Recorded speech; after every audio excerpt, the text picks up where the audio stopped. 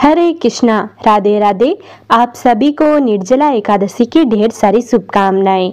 हमारे हिंदू धर्म में निर्जला एकादशी का बहुत ही खास महत्व माना गया है। निर्जला एकादशी का व्रत हर साल ज्येष्ठ माह के शुक्ल पक्ष की एकादशी को रखा जाता है। इस दिन भगवान विष्णु और माता लक्ष्मी की पूजा होती है। लोग इस दिन बिना पानी पिए व्रत रखते हैं। निर्जला एकादशी को भीमसेनी एकादशी भी कहते हैं। ऐसा माना जाता है कि इस व्रत को करने से सभी एकादशियों के व्रत का फल मिलता है और सारे पाप भी धुल जाते हैं। तो चलिए ऐसे में जानते हैं कि निर्जला एकादशी कब है, व्रत कब रखें, पूजा का शुभ मुहूर्त क्या रहेगा, भगवान विष्णु का प्रिय भोग क्या है, इस दिन क्या करें और क्या न करें। तो चलिए जानते हैं। इस बार एकादशी तिथि की शुरुआत होगी 6 जून शुक्रवार को रात 2:15 पर।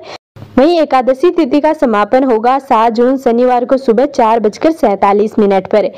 ऐसे में निर्जला एकादशी का व्रत 6 जून शुक्रवार के दिन रखा जाएगा।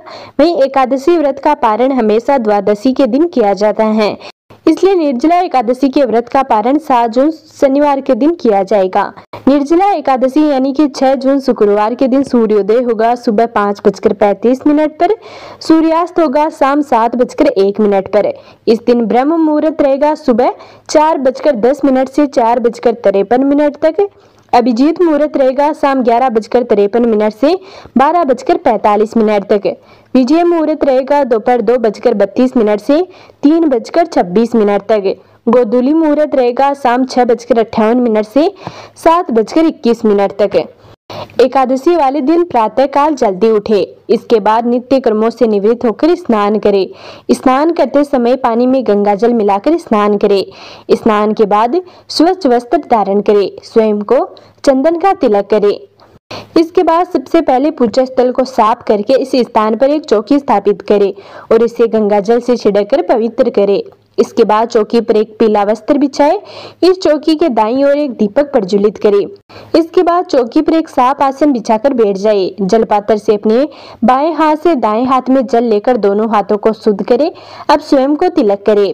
अब चौकी पर अक्षत के रूप में दाने आसन के रूप में डालें और इस पर भगवान गणेश को विराजित करें। इसके बाद चौकी पर भगवान विष्णु की प्रतिमा या तस्वीर जो भी आपके पास हो उसे भी स्थापित करें। अब स्नान के रूप में एक जलपात्र से पुष्प की सहायता से जल लेकर भगवान गणेश और विष्णु जी पर छिड़के।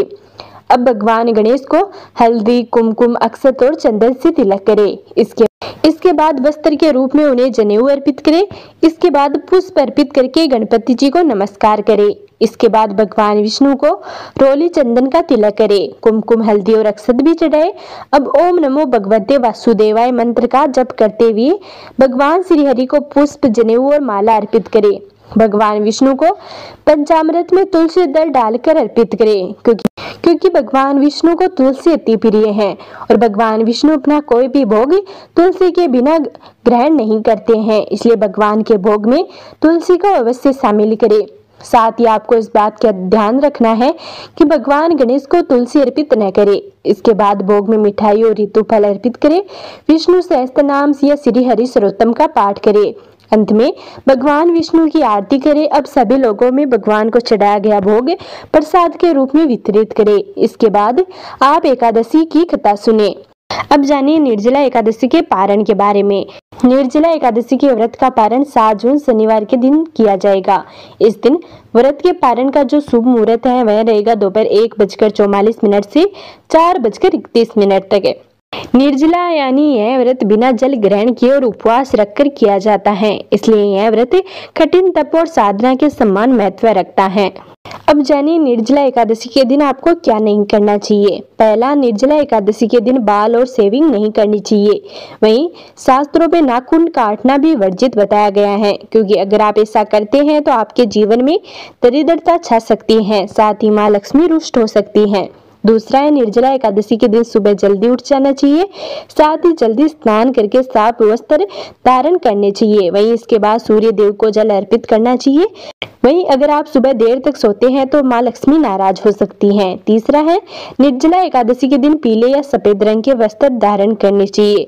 पीले रंग का संबंध भगवान विष्णु से माना जाता है, साथ ही काले रंग के वस्त्र नहीं पहनने चाहिए।